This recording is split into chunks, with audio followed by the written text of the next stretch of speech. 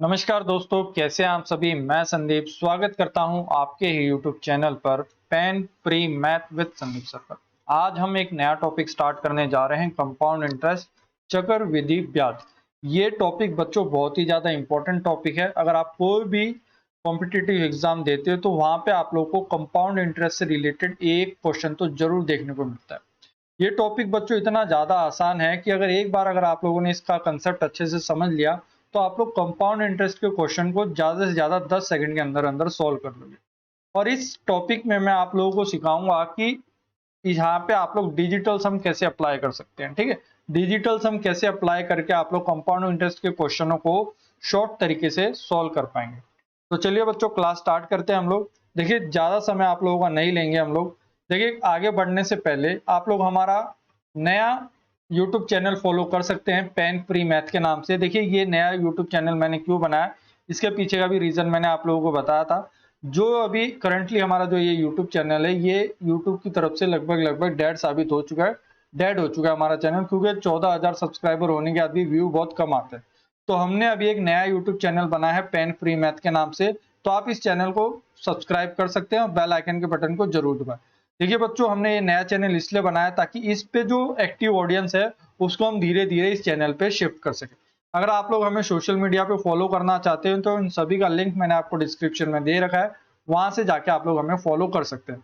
आप लोग हमारी ऐप भी डाउनलोड कर सकते हैं, जहाँ पे ऐप डाउनलोड करने का फायदा क्या होगा, वहां पे आप लोगों को फ्री में स्टडी मटेरियल प्रोवाइड कराया गया है सीईटी एग्जाम के रिगार्डिंग। तो वहां पे जाके आप लोग उन सभी पीडीएफ को डाउनलोड कर सकते हैं और अपनी तैयारी को अच्छे से बूस्टअप कर सकते हैं।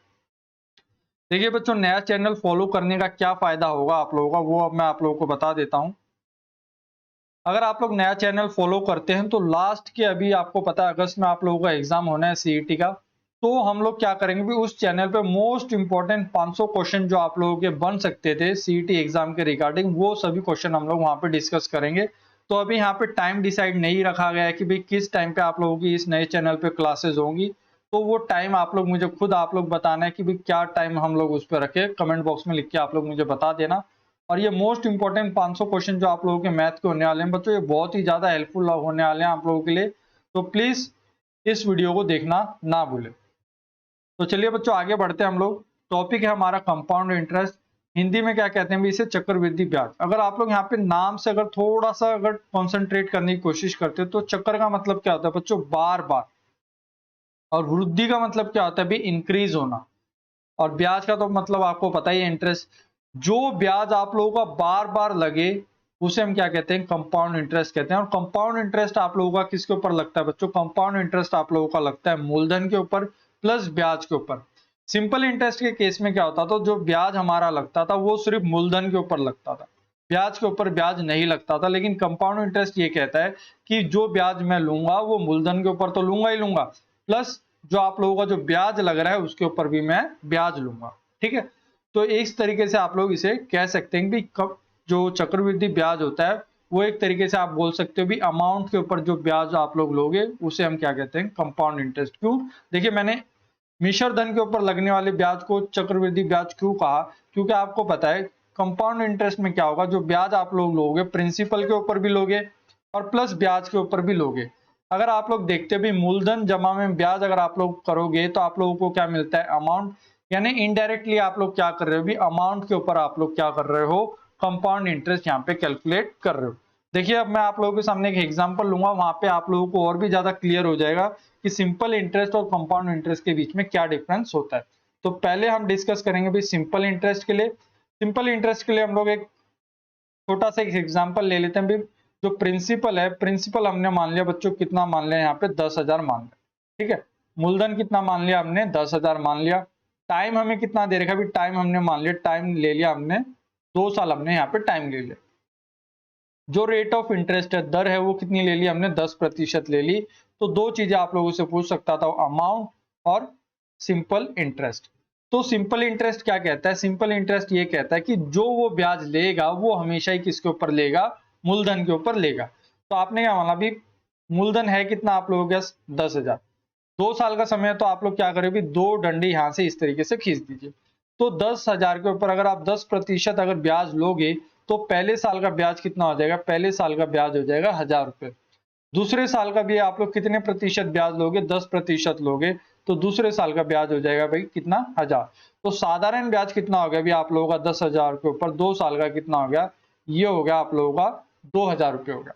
अगर आप लोग अमाउंट निकालना चाहते हो तो अमाउंट किसके बराबर होती है, प्रिंसिपल जमा में साधारण ब्याज, यानी प्रिंसिपल कितना था अभी 10,000, साधारण ब्याज कितना मिला 2000, यानी अमाउंट कितना आ जाएगा, अमाउंट आ जाएगा आप लोगों का 12,000, यानी मिश्र धन आपका कैलकुलेट कितना आ रहा है अभी 12,000 आप लोगों का यहाँ से आ रहा है। लेकिन अब मैं आप लोगों को बताता हूँ भी कंपाउंड इंटरेस्ट में ऐसा क्या डिफरेंस है जो सिंपल इंटरेस्ट से अलग है। देखिए कंपाउंड इंटरेस्ट का केस हम लोग यहाँ पे ले रहे हैं, प्रिंसिपल हमने कितना माना है, यहाँ पे भी हमने कितना माना है 10,000 रुपये ही हमने माना है। टाइम कितना माना है, टाइम हमने यहाँ पे माना है 2 साल। रेट ऑफ इंटरेस्ट कितनी मान रहे हैं हम लोग यहाँ पे 10% मान रहे हैं। ये बात क्लियर हो गई। तो कंपाउंड इंटरेस्ट के केस में क्या होता है, जैसे मूलधन कितना भी आप लोगों का 10,000 रुपये, तो कंपाउंड इंटरेस्ट क्या कहता है भी, कंपाउंड इंटरेस्ट कहता है कि मूलधन के ऊपर क्या लगेगा, ब्याज लगेगा। तो 10,000 रुपये भी 10,000 रुपये के ऊपर अगर आप लोग 10% ब्याज निकालते हो तो कितना ब्याज लग जाएगा यहाँ पे, तो आप बोलोगे सर 1,000 रुपये ब्याज लग जाएगा पहले साल। दूसरे साल भी क्या होगा, भी दूसरे साल भी 10% तो लगेगा ही लगेगा। तो 10,000 का 10% कितना हो गया, तो आपने बोला सर 1,000 रुपये हो गया। लेकिन कंपाउंड इंटरेस्ट सिंपल इंटरेस्ट से कैसे डिफरेंस है, वो ये कहता है कि जो वो ब्याज लेगा वो ब्याज के ऊपर भी क्या लेगा, ब्याज यहाँ पे लेगा। तो आपने क्या देखा भी, पहले साल जो आपको ब्याज मिल रहा था वो कितना मिल रहा था, 1,000 रुपये मिल रहा था, तो इस 1,000 रुपये के ऊपर भी क्या लगेगा, 10% क्या लोगे आप लोग इसके ऊपर ब्याज कैलकुलेट करोगे। तो 1,000 का 10% कितना होता है बच्चों, 100 होता है। तो आपने क्या देखा भी, टोटल 2 सालों का जो आप लोगों का जो ब्याज हो जाएगा वो कितना हो जाएगा, आपने देखा 1,000 और 1,000 2,000 और प्लस 100 कितना हो गया भी 2,100 रुपया आप लोगों का यहाँ से क्या हो गया, ब्याज हो गया। तो ये 2,100 क्या हो गया आप लोगों का, 2,100 हो गया आप लोगों का यहाँ से कंपाउंड इंटरेस्ट। सिंपल इंटरेस्ट क्या होता है, सिंपल इंटरेस्ट आप लोगों को हर साल क्या लगेगा, सेम लगेगा। पहले साल भी आप लोगों को ब्याज मिला 1,000, दूसरे साल भी क्या कितना मिला ब्याज आपको 1,000। तो आप लोगों का 2 साल का साधारण ब्याज कितना होगा, 2 साल का साधारण ब्याज होगा आप लोगों का 2,000। कंपाउंड इंटरेस्ट क्या कहता है, ब्याज के ऊपर भी ब्याज कैलकुलेट हम लोग करते हैं। तो 1,000 के ऊपर 10% अगर मैं कैलकुलेट करूंगा तो कितना ब्याज एक्स्ट्रा मिलेगा आप लोगों को, 100 रुपये एक्स्ट्रा मिलेगा। तो कंपाउंड इंटरेस्ट कितना हो गया आप लोगों का यहाँ से 2,100 हो गया। ठीक है, अगर 10,000 में अगर आप लोग 2,100 जोड़ोगे तो अमाउंट आप लोगों को यहाँ से कितना आ जाएगा 121। ठीक है, तो कितने जीरो आप लोग और जोड़ दोगे, यहाँ पे 2 जीरो और जोड़ दोगे तो टोटल जो अमाउंट यानी मिश्र धन निकल के आएगा वो कितना आ जाएगा 12,100 रुपये आप लोगों का यहाँ से निकल के आएगा। ठीक है, देखिए एग्जाम्पल के थ्रू आप लोगों को चीजें और भी ज्यादा क्लियर होंगी, मैं चीजें समझाऊंगा कि किस क्वेश्चन में आप लोगों को कौन सी अप्रोच लगानी है।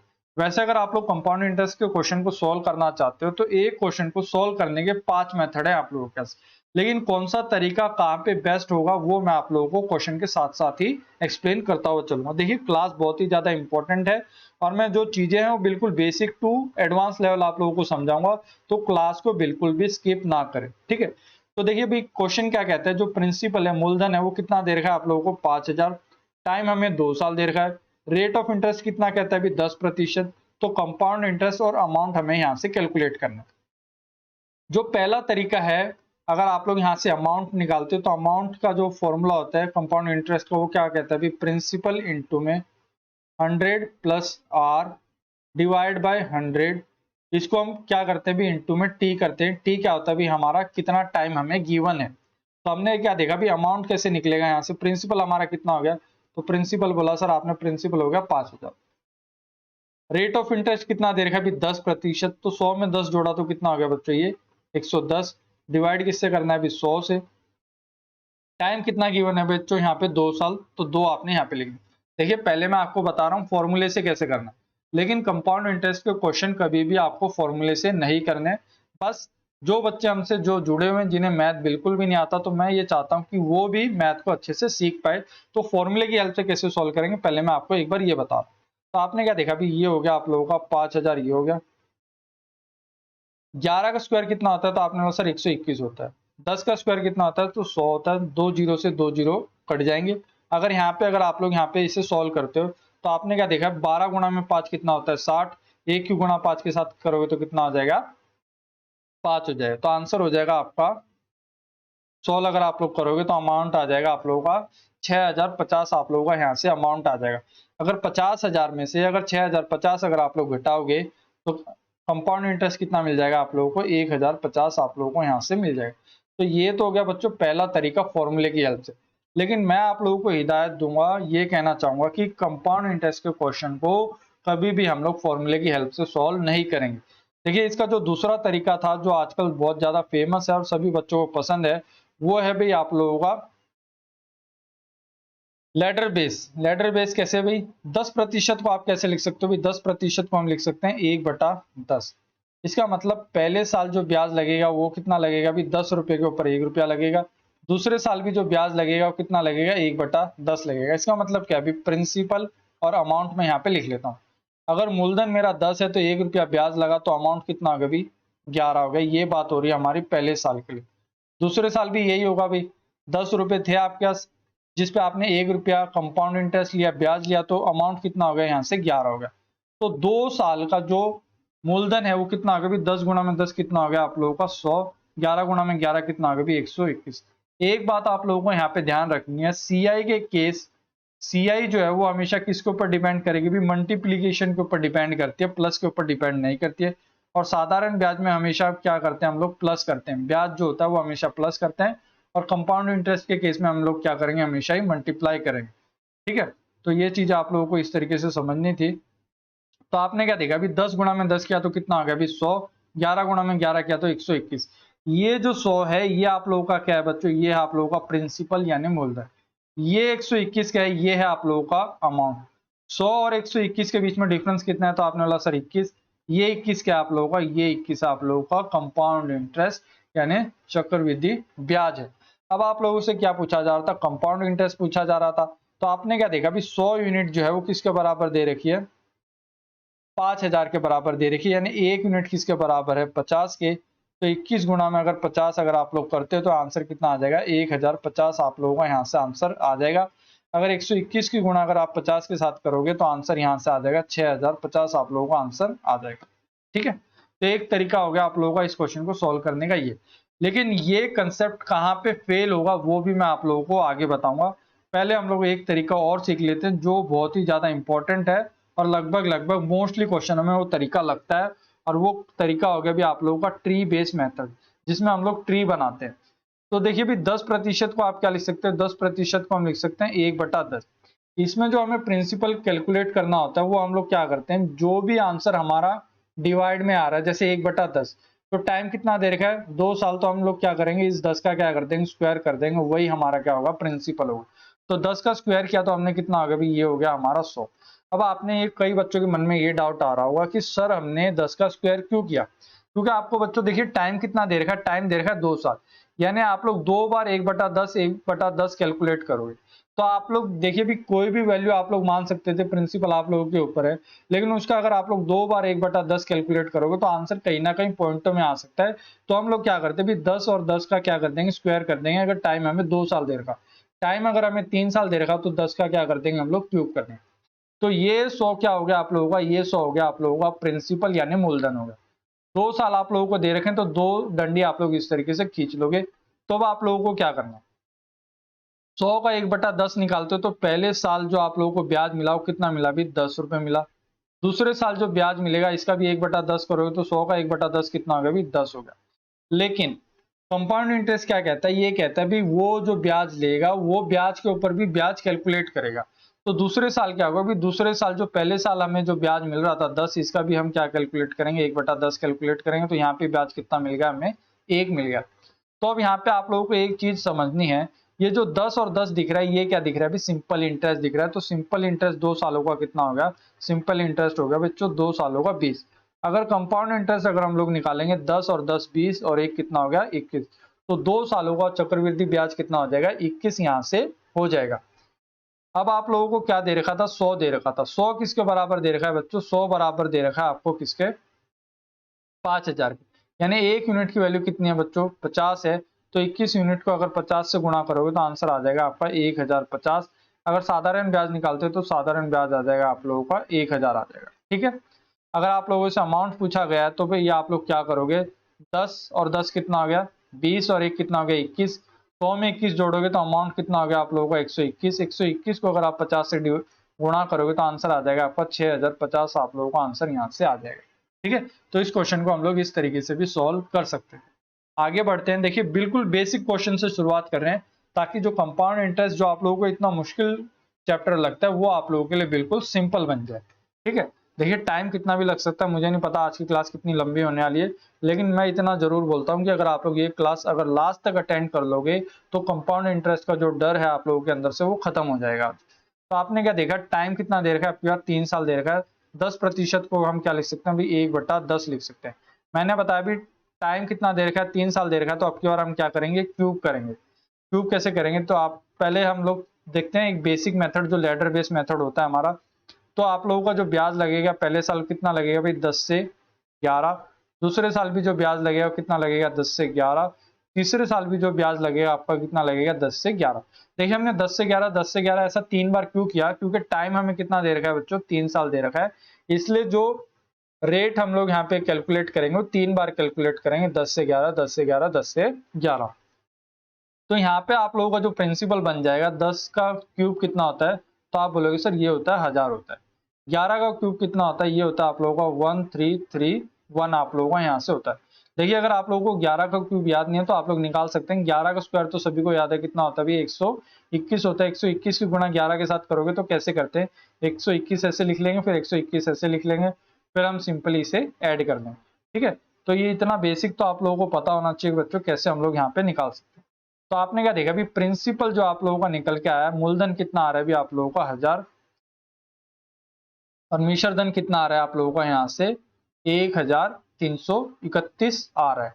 फिर आपने यहाँ से क्या देखा, अभी कंपाउंड इंटरेस्ट आप लोगों को कितना मिल रहा है, कंपाउंड इंटरेस्ट आप लोगों को मिल रहा है 331। 331 आप लोगों का क्या होगा, यहाँ से कंपाउंड इंटरेस्ट हो गया। अब आप लोगों को ये देखना है कि क्या यूनिट आपको दे रखी है। तो आपने क्या देखा, 1000 जो है वो आपको किसके बराबर दे रखा है, तो आपने बोला सर ये 1000 जो है वो 40,000 के बराबर दे रखा है। इसका मतलब 1 यूनिट की वैल्यू किसके बराबर है, 1 यूनिट की वैल्यू है 40 के बराबर।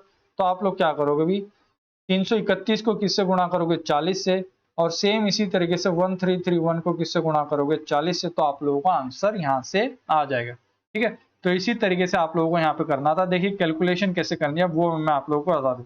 33 गुणा में 4 करोगे तो आंसर कितना आ गया भी, 132। 40 गुणा में 1 करोगे तो कितना आ गया भी, 40। यानी जो आप लोगों का जो कंपाउंड इंटरेस्ट निकल के आया वो कितना निकल के आ रहा है, 13,240 निकल के आ रहा है। अगर 13,240 को अगर 40,000 में अगर आप लोग जोड़ दोगे तो जो अमाउंट आप लोगों का निकल के आएगा वो कितना निकल के आएगा, 53,240 आप लोगों का यहाँ से अमाउंट निकल के आ जाएगा। तो ये तो हो गया आप लोगों का लेडर बेस कंसेप्ट जिससे आप लोग इस क्वेश्चन को सॉल्व कर सकते थे। ठीक है, लेकिन इस कंसेप्ट की जो मेन ड्रॉबैक है वो मैं आपको आगे बताऊंगा, अभी नहीं बताऊंगा, उसके लिए आप लोगों को थोड़ा वेट करना होगा। लेकिन जो सबसे मेन कंसेप्ट है जो आप लोगों को बार बार हर क्वेश्चन में वो मेथड लगेगा ही लगेगा, वो ये ट्री बेस मेथड है। ठीक है, ट्री बेस मेथड कैसे सॉल्व करना है वो अब मैं आप देखिए, कई बच्चे ये सोच रहे हैं सर ट्री बेस से मेथड से तो अच्छा रेशियो मेथड भी है। रेशियो मेथड भी बताऊंगा मैं आप लोगों को, लेकिन कब, जब उसकी जरूरत पड़ेगी। ठीक है, तो आपने क्या देखा अभी 10% को क्या लिख सकते हैं आप, 1/10। 10 का क्यूब करोगे तो कितना आ जाएगा, 1000 हो जाएगा। तो प्रिंसिपल आपने कितना मान लिया, यहाँ से प्रिंसिपल मान लिया आपने 1000। 3 साल के लिए कैलकुलेट करना है तो हम लोग यहाँ पे कितनी डंडी लगा देंगे, 3 डंडी हम लोग यहाँ से लगा देंगे 3 साल के। पहला साल, दूसरा साल और तीसरा साल। अब आप लोग देखिए ब्याज कैसे निकालें। अब आप लोगों को यहाँ पे कितनी वैल्यू दिख रही है, तो आपने बोला सर एक वैल्यू दिख रही है 1000, तो 1000 के ऊपर आप लोग ब्याज कैलकुलेट करो कितना भी, 1/10। तो 1000 के ऊपर 1/10 कैलकुलेट करेंगे, 10% कैलकुलेट करेंगे तो ब्याज कितना हो गया भी आप लोगों का 1000 हो गया। अब आप लोगों को टोटल कितनी वैल्यू दिख रही है, एक तो 1000 और एक दिख रही है आप लोगों को 100 रुपए यहाँ से दिख रही है। तो आप लोगों को जो ब्याज कैलकुलेट करोगे 2 बार कैलकुलेट करो। 1000 के ऊपर अगर आप 10% निकालोगे तो कितना हो गया बच्चों, 100 रुपये हो गया। अब इस 100 के ऊपर दोबारा से एक 100%, 10% निकालोगे तो कितना हो जाएगा, 10 हो जाएगा। ठीक है, अब आप लोगों को टोटल वैल्यू कितनी दिख रही है, 1 2 3 4, यानी थर्ड ईयर में जो आप लोग ब्याज कैलकुलेट करोगे 4 बार कैलकुलेट करो। एक बार तो 1000 के ऊपर अगर आप लोग 10% निकालोगे तो आंसर कितना आएगा भी, 100 आएगा। फिर आप लोग इस 100 के ऊपर दोबारा से 10% निकालोगे तो आंसर कितना आएगा भी, 100। फिर इस 100 के ऊपर दोबारा से 10% निकालोगे तो कितना आ जाएगा भी, 10। और इस 10 का 10% अगर आप लोग निकालोगे तो आंसर कितना आ जाएगा, 1 हो जाएगा। अगर आप लोग यहाँ से ऐड करते हो टोटल तो CI कितना आ जाएगा, कंपाउंड इंटरेस्ट 100 जमा में 100 जमा में 100 कितना आ गया, 300। 300 में 30 जोड़ दिया तो कितना आ गया 330 और एक जोड़ दिया तो 331। यानी आंसर हो गया आप लोगों का कंपाउंड इंटरेस्ट 331 आप लोगों का यहाँ से हो गया। अब आप लोगों ने क्या देखा, अभी 1000 रुपए की जो यूनिट है वो किसके बराबर दे रखी है आपको, 40,000 के बराबर। यानी एक यूनिट की वैल्यू कितनी है अभी 40 है, तो 331 यूनिट की वैल्यू किसके बराबर हो जाएगी, यहाँ से आप लोग गुणा करोगे तो आंसर कितना आ जाएगा 132 40, यानी 13,240 आप लोगों का आंसर आ जाएगा। 13,240 को अगर आप लोग प्रिंसिपल में जोड़ोगे 40,000 में, तो अमाउंट आपका आ जाएगा 53,240 यहाँ से हो जाएगा। ठीक है, अब कंसेप्ट जो क्वेश्चन है, अब हम लोग वो थोड़ा सा लेवल थोड़ा सा बढ़ाते हैं। अब जो आप लोगों की जो दर है वो आप लोगों की डायरेक्ट गिवन नहीं होगी 10%, 20%, वो अब आपको 12.5%, 16 से 2/3%, इस तरीके से भी गिवन हो सकती है। ठीक है, तो देखिए अब हम इस क्वेश्चन को कैसे सॉल्व करेंगे। देखिए प्रिंसिपल हमें नहीं दे रखा, टाइम हमें 2 साल दे रखा है, रेट कितनी दे रखी है भी हमें दे रखी है 12.5%। 12.5% दर हमें दे रखी है, तो 12.5% को हम कैसे लिख सकते हैं। देखिए अगर आप लोगों ने मेरी परसेंटेज की क्लासेस अगर अच्छे से देखी होगी तो आपको पता लग गया होगा कि 12.5% को हम 1/8 डायरेक्टली लिख सकते हैं। अगर आप लोगों को नहीं पता तो मैं आप लोगों को बता देता हूँ। देखिए 12.5% है, पहले मैं इसको आप लोगों को बेसिक से बताता हूँ। इसको हम लिख सकते हैं 12 से ही 1/2% भी लिख सकते हैं। अगर इसको मैं देखिए 12 गुणा में 2 कितना होगा 24, 24 में 1 जोड़ा तो कितना हो गया, ये हो गया आपका 25% बटे में 2। और प्रतिशत का साइन अगर आपको हटाना है तो आपको पता भी नीचे क्या किससे गुणा करनी पड़ेगी 100 से, तो 25/2 गुणा में क्या करोगे 100। ये 25 अगर इस 100 से काटो तो कितने पे कटेगा 4 पे, तो ये आंसर आ जाएगा 1/8। लेकिन इतना नहीं करना है आप लोगों को, ये चीजें डायरेक्ट याद हो जानी चाहिए। अगर आप लोगों ने मेरी प्रिंसिपल सॉरी परसेंटेज की वीडियो अगर आप लोगों ने देख रखी तो आपको पता है भाई 12.5% को हम लिख सकते हैं भाई 1/8 हम इसे लिख सकते हैं। टाइम कितना दे रखा है, टाइम दे रखा है 2 साल, तो हम क्या करेंगे 8 का क्या करेंगे स्क्वायर करेंगे। ठीक है, पहले मैं आपको इसका बेसिक मेथड बताता हूँ भाई। 8 प्रिंसिपल आपको लिखना है, यहाँ पे क्या लिखना है आप लोगों ने अमाउंट। पहले साल 8, 8 के ऊपर 1 क्या लगेगा ब्याज लगेगा, तो अमाउंट कितना हो जाएगा 9। दूसरे साल भी कितना हो जाएगी 8 से 9 हो जाएगा। तो टोटल प्रिंसिपल मूलधन आप लोगों का कितना होगा, प्रिंसिपल हो गया अभी आप लोगों को 8 का स्क्वायर कितना होता है 64, 9 का स्क्वायर कितना होता है 81। तो आपने क्या देखा है यहाँ से जो आप लोगों को कंपाउंड इंटरेस्ट मिलेगा वो कितना मिल रहा है अभी 17 मिल रहा है। कंपाउंड इंटरेस्ट दे कितना रखा है 680, यानी 17 यूनिट की वैल्यू किसके बराबर दे रखी है 680 के, यानी एक यूनिट की वैल्यू है वो किसके बराबर दे रखी है आपको 40 के बराबर यहाँ से दे रखी है। ठीक है, यानी 17 को जब आप 40 से गुणा करोगे तो आंसर कितना आ जाएगा बच्चों आपका 680 आप लोगों का आ जाए, क्योंकि 17 गुणा में 4 कितना होता है 68, एक जीरो और एक्स्ट्रा लग जाएगी। यानी एक यूनिट की वैल्यू आपको किसके बराबर दे रखी है, अगर मैं यहाँ से देखूँ एक यूनिट बराबर है आप लोगों का 40 के, तो आपको क्या निकालना है, आपको निकालना है प्रिंसिपल। प्रिंसिपल कैसे निकलेगा 64 गुणा में 40 अगर आप लोग यहाँ से करोगे, 64 गुणा में 4 अगर आप लोग करोगे तो आंसर कितना होगा 256, एक जीरो और लग जाएगा, तो प्रिंसिपल हो गया आप लोगों का 2,560 रुपए आप लोगों का यहाँ से प्रिंसिपल हो जाएगा। अमाउंट आप लोग यहाँ से निकाल सकते हैं। ठीक है, एक तरीका तो हो गया आप लोगों का ये, लेकिन जो ट्री मेथड है वो सबसे बेस्ट मेथड है जो हर जगह लगता है। ट्री मेथड कैसे होगा अभी आपने क्या देखा, 12.5% को हम लिख सकते हैं 1/8, तो 8 का क्या करेंगे हम लोग स्क्वायर करेंगे, 8 का स्क्वायर करोगे तो ये कितना हो गया 64। 2 साल दे रखा है तो दो डंडे हम लोग इस तरीके से खींच देंगे। 64 का 1/8 कितना होता है अभी 8, ये भी कितना 1/8 निकालोगे तो ये भी कितना हो जाएगा 8 हो जाएगा। फिर इसका दोबारा से 1/8 निकालोगे तो कितना हो जाएगा 1 हो जाएगा। ठीक है, इन चीजों को बार बार लिखने की बजाय आप लोग इन चीजों को इस तरीके से भी याद रख सकते हैं। जो ये नीचे रेट होगी इसका स्क्वायर करोगे तो आर का स्क्वायर करोगे तो आपको क्या मिलेगा अभी प्रिंसिपल मिलेगा। सीआई क्या मिलेगी, सीआई मिलेगी आपको हमेशा 2r+1। ठीक है, यहाँ पे जो वैल्यू होगी वो आपकी आर होगी। जैसे मैं यहाँ पे एक एग्जांपल से आपको समझाऊं, प्रिंसिपल होगा आप लोगों को हमेशा आर स्क्वायर, यहाँ पे होगा आप लोगों का आर, आर और +1। ठीक है, तो आर की वैल्यू कितनी थी आप लोगों की 8, 8, 8 और एक इस तरीके से आप लोग यहाँ पे लिख सकते हैं अगर आप लोग हर बार इस तरीके से इसको सोल्व नहीं करना चाहते हो। ठीक है, तो आपने क्या देखा बच्चों, यहाँ से आपने ये देखा ये हो गया आप लोगों का पहले साल का ब्याज। पहले साल का ब्याज देखिए एसआई और सीआई, यहाँ पे चीजें बहुत ध्यान से समझनी है क्योंकि बहुत इंपॉर्टेंट कंसेप्ट मैं आप लोगों के साथ डिस्कस कर रहा हूँ। पहले साल जो ब्याज मिला आपको साधारण ब्याज कितना मिला भी 8, चक्रवर्ती ब्याज भी कितना मिला 8। पहले साल सिंपल इंटरेस्ट और कंपाउंड इंटरेस्ट क्या होते हैं बच्चों सेम होते हैं। दूसरे साल जो ब्याज आपको मिला साधारण ब्याज में वो भी कितना मिला बच्चों 8 ही मिला। लेकिन सीआई दूसरे साल आपको कितने मिल रहे हैं 8 जमा में 1, यानी दूसरे साल जो कंपाउंड इंटरेस्ट मिल रहा है वो कितना मिल रहा है 9। तो 2 सालों का साधारण ब्याज कितना हो गया 16, 2 सालों का कंपाउंड इंटरेस्ट कितना हो गया बच्चों यहाँ से 17 हो गया। ठीक है, ये बेसिक बातें हैं जो आप लोगों को पता होनी चाहिए। तो आपने ये देखा भी सीआई आप लोगों का कितना निकल के आ रहा है 17 निकल के यहाँ से आ रहा है। तो आपने क्या देखा भी 17 यूनिट जो है वो किसके बराबर है 680 के, यानी 1 यूनिट की वैल्यू किसके बराबर है 40 के। निकालना क्या था भाई प्रिंसिपल हमने कितना मान रखा है 64, 64 गुना में 40 अगर हम लोग करेंगे तो आंसर हो गया हमारा 2560, हमारा यहाँ से आंसर हो जाएगा। ठीक है, अब ये क्वेश्चन हम लोग यहाँ पे डिस्कस करते हैं, आज का ये लास्ट क्वेश्चन रखते हैं हम लोग, फिर कल से हम लोग इस क्वेश्चन को शुरुआत करेंगे, क्योंकि आज हमारा जो टाइम है वो मोस्टली किस में निकल गया, बेसिक में निकल गया, क्योंकि बेसिक भी आप लोगों को पता होना जरूरी था। तो देखिए भी 16 से ही 2/3% को हम क्या लिख सकते हैं, डायरेक्टली इसको लिख सकते हैं हम 1/6 लिख सकते हैं।